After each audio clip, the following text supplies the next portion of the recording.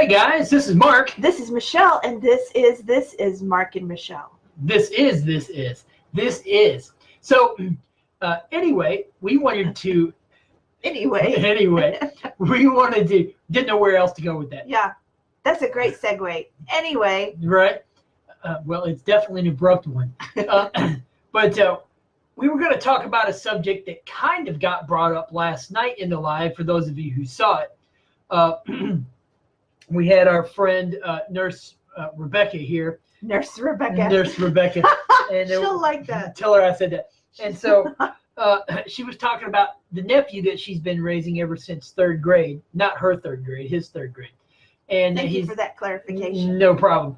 And so he is now 18, and she was saying that he wants to move out on his own. And he is on the spectrum, kind of high to moderate functioning, it seems like. And so he has a friend, and they want to get an apartment together and live on their own. Now, that subject has always fascinated me. Independence. Excuse me. And I'm extra tired. Mark is super tired today. Yeah, let's belabor that point. And but the subject of independence has always fascinated me because people do whatever they want. And when I was autistic, I could tell that other people definitely lived by what they thought. Now, I've since come to find out that we all kind of get programmed as we go through life with beliefs from other people. But what I've always found fascinating is that most people that I've watched or that I observed, hey, Jasmina, there were things in life that they liked to do, and they realized that those things were probably could make them money, so they could do it as a career. And could we give a concrete example so that? Well, for instance, here's a good example. A friend of mine in college. This is back in the mid 2000s. Tanya was South African. She was a white South African woman, and her family had moved to Atlanta, I guess, in the 90s. And Tanya had always wanted to become a dentist.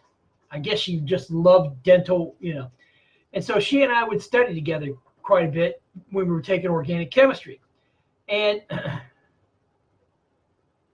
oh, well, tell Sean we're sorry we missed him, but we totally get it. Mark is probably going to be asleep right after this. Yeah, probably.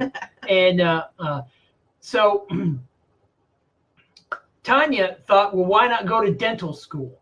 Well, she just was able to do the work of organic chemistry. She spent 20 hours on organic chemistry every week and made an A in the class. And so, and then I've seen other people, for instance, people that I knew growing up, they knew computer, they like computers. And so they went ahead and turned that into a career in IT. I loved computers, but it never occurred to me, I don't know why it didn't, as an autistic person, it never occurred to me to turn that into a career. I listened to too many, contrary to what most autistic adults seem to think, most, not all, when you're autistic, you tend to be easily swayed by other people's ideas for you. Mm-hmm. Yep.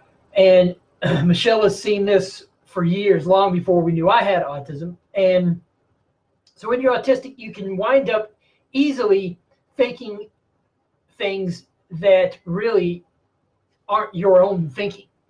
And so it's easy for you to get sidetracked into something that isn't good for you or may not work well for you or whatever else, and you just don't know it. And, for me, a lack of a sense of self, of my internal self, it was difficult for me to know what I wanted in life. And so it was hard for me to be independent and say, no, I want to do this. Unless it was some simple preference like food. Well, you didn't even know what you wanted to do. Well, I know. And that's basically my point. Right. Is that I've seen NTs be so, well, it could be people pleasing, but what part of it is not being able to figure out what I wanted to do because it was so difficult knowing what made me happy. Knowing in other words, it was too difficult for me to know what I liked. And because I didn't, it never occurred to me to do what I liked as a career. Well, other than cooking, I take that back. I did do cooking. And I went to culinary school for a year and cooked in a lot of nice restaurants after that. But but something that was academic, it never really occurred to me until I went to school for anthropology and then biology. And but then there were social issues that kept me from doing those. But Michelle was talking about, I asked her earlier tonight, how independent are you? Were you born that way or did you just develop that? And what did you say? I was born that way. Well, and then she said, well, look at the cats. Yeah, our two kitties. Mm-hmm. We got them when they were 8 weeks old. Mm-hmm. They were already independent. They didn't want to be told what to do or messed with or anything else. And cooking was my drug for a long time. And now I don't cook a whole lot. Although I did cook a potato soup tonight with Yukon Gold potatoes, garlic, mushrooms, and rosemary. My goodness. Amazingly good rosemary. It was really good. Yeah, it turned out really good. No fat, just those 4 or 5 ingredients. What we've discovered is fat covers up lots of flavors. It coats your tongue and your taste buds. I love all the food I'm tasting, eating hardly any fat. Mm-hmm. And so it turned out to be really good. But yes, I think everybody with brains would love to be a cat. Okay. He's petting the cat. But independence is a trait that I saw in NTs that I didn't see in me. I thought mentally I was independent. Oh, I think differently than everybody. I thought differently, but thoughts, big deal. It's living your life independently that makes a difference. Thoughts, unless they're applied, mean nothing. And so I've seen so many people go on and do what they wanted to in life. And that's all right. I'm sure it's cool enough up there for Sue. It's actually cold down here. Well, yeah, guys, it's our first winter night. Even though it's in October, it's 38 now, which is unusual for here in October. But you enjoy that soup. Oh, hi, Tara. Hey, Tara Marie, how are you? And we actually started a few minutes early because I didn't want to wait, and because I'm real tired. Because Mark's super tired. We are, but well, I am, not we are. And but that's how tired he is. We're talking about independence tonight, and because we had a conversation this afternoon. We did, and really good. One last night about it as well. With our friend who was on here last night, Nurse Rebecca. So where were you? I'm trying to remember. Oh. Unless you remember, then you jump in. Jasmina, tell us where we are. Yeah, but anyway, independence is a trait you don't usually find in autistic people. Not independent living. And the more severe it becomes, the less independent living is an option. And because when you have moderate autism, you usually wind up in group homes to be watched over by people. And if you're severe, you can wind up being institutionalized as you get older, And one of our friend Rebecca, well, that's too bad. Sorry about that. But we'll try not to curse you with more soup recipes tomorrow night. Or maybe we will. But independence was a trait that I thought I had, but I found that I didn't. Thinking doesn't necessarily, you know what, independent thinking or thinking outside the box doesn't necessarily mean that you think independently. And besides, thoughts have to be applied to mean anything in your life. And so basically, I'm just rambling here right now. Well, what was your other note? We had. Well, the other note was pretty much something I already talked about. Oh, okay. It's amazing how independent people can be. I noticed this waking up from autism. There was another. Well, What is that one? Oh, life is what you want on the other side of healthy. Aha, that was the other thing. Yeah. Well, we were sitting there talking about our diet and this kind of stuff, and we were actually having some fat today. And well, and Marlo, see, that's the goal that Let's say what Marlo said. Hey guys, that's my goal, is for my kids to be independent. Well, and see, and that's why we want to help people get out of autism. Yeah. Because hi, John. John, Can you guys tell that we really want to help people to get out of autism? I know, Can right? you tell? I mean, I wrote 2 books this summer. She did. And we've been doing lives almost every day. In fact, for that first whole month, I think we did lives. We did lives every day. And so we are out here to help you guys get out of autism. And while our coaching isn't free, it is cheaper than you expect. So anyway, let's continue on with the independence, because well, the life you want is on the other side of your health. It is. And because Michelle and I have healed up enough so much that we're starting to see our lives fall into place in quite a few areas. And that is awesome, because we both can remember when we felt so bad that we didn't even know where to start. Yes.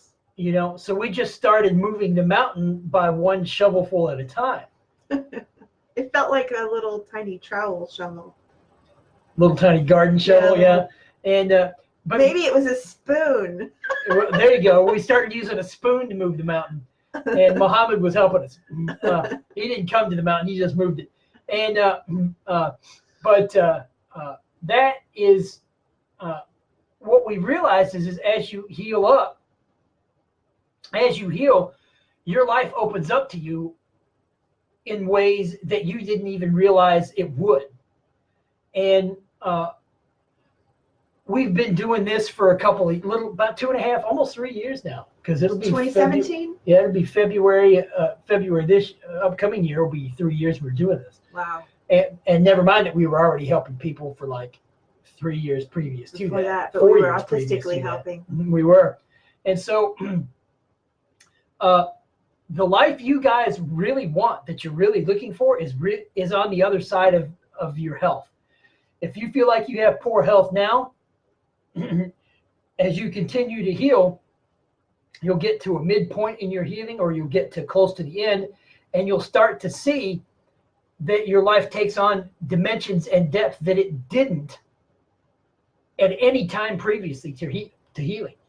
And because now I have a good friend in her, and we have a good relationship, which I had no clue we didn't even have a good relationship when I was autistic. I just wasn't aware of it. And now I'm wanting to live independent. In fact, as I heal, I get more impatient to live independently. But today you were just discovering how, I think today he woke up some more enough to know that he didn't know what he thought he knew. And I'm referring to your intuition. Well, you know, I don't know how many of you folks with autistic loved ones, how many of your autistic loved ones have magical thinking as a trait? Now, I grew up in a Christian home. They were Pentecostals, and you would quite often hear God will provide, right? To the point that you expected magic to happen. And so I had been working on getting involved in my intuition and trying to listen to it, to hear it, and to use it as a guide. And I thought that intuition would be this magical guide that knew everything and that would always guide you down the right path and would never steer you wrong or whatever else. And I was expecting magic out of life. I really was, because you grew up hearing, oh, miracles are out there. Just let them happen. And so she and I had been involved in reading a lot of, for lack of a better, New Thought stuff. And the New Thought stuff makes it sound that way. Now, maybe my autism was interpreting it that way, but it still sounds that way. You visualize something long enough and it will manifest. Okay, great. I tried that. I tried that so hard. Just didn't work for me. And I'm finding that there really is no magic in that sense. You actually have to go out there and do the work. And now, sometimes miracles happen along the way. So, like, if we weren't on every night, we wouldn't know Jasmina. Uh-huh. We wouldn't know Tara Marie. Right. We would know John. Yeah. We wouldn't know Marlo. All these people we wouldn't know because we didn't do this. I mean, you have to do things. Well, and that's the thing. I thought life was magical as opposed to what it really is. What it really is you have to work. You have to work hard at improving yourself. There is no, I imagine God will fix it, because that just it didn't work for me. Maybe it works for others, and I've heard people that it has, but for me, it didn't make a change.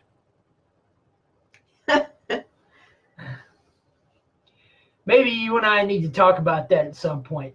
So Jasmina said people forget the most important part of magic. You got to work for it. So, like, we're working right now. So then that makes me wonder if the definition of magic is different than what I think it is. That might be what it is. You know what I mean? And so Mine needs encouragement, guys. Yeah, because it's just been real, and to come out of autism and find out that the world is worse off than it told me that it was when I was autistic, that is incredibly disappointing, because I've worked real hard to please that world and find out it is as dysfunctional or more so than I am. That's frustrating, because I tried to live my life by the rules and that didn't work. So, and I say it got me into trouble, but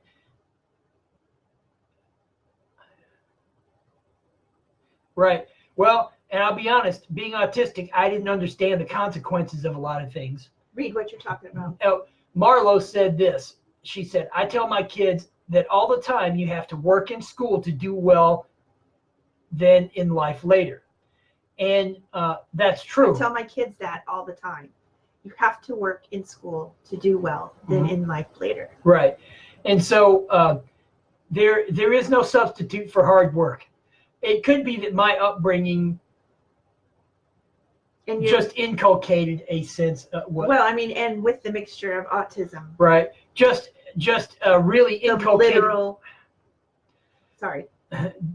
Just inculcated a sense of expecting miracles to happen, because I really tried hard at that too. And so, well, now I don't know what I'm saying, so I'm probably done talking. Anyway, go ahead. Okay. I've heard a lot of comments on law of attraction. People complain it doesn't work as they sit on their butts. Well, no, you got to sit and attention to that. Okay. That may be what it is, because I have seen that the more work I do, the more things work out. But maybe that's why it says work out. Jasmina, our friend Jasmina, said, I read a lot of comments about law of attraction and people complain it doesn't work as they sit on their butts. Well, no, you got to set an intention and then set things in motion. And Marlo, she was talking about her kids. I'm trying to train them to know how to work. So, is there anything else we wanted to? Does anyone have any more comments? Because Mark is super tired. All right. All right. Well, guys, if you'll keep doing the celery juice and the heavy metal detox smoothie and the lemon water, and be sure to check out our detox guide, Heal Your Autism's Do-It-Yourself Guide, Healing Begins in Your Kitchen. And there are a bunch of freebie bonuses that come with that book. And so definitely go to our website, www.healyourautism.com/buy the book, and you can find it there. All right. All right, guys. See you tomorrow. Thank you, guys.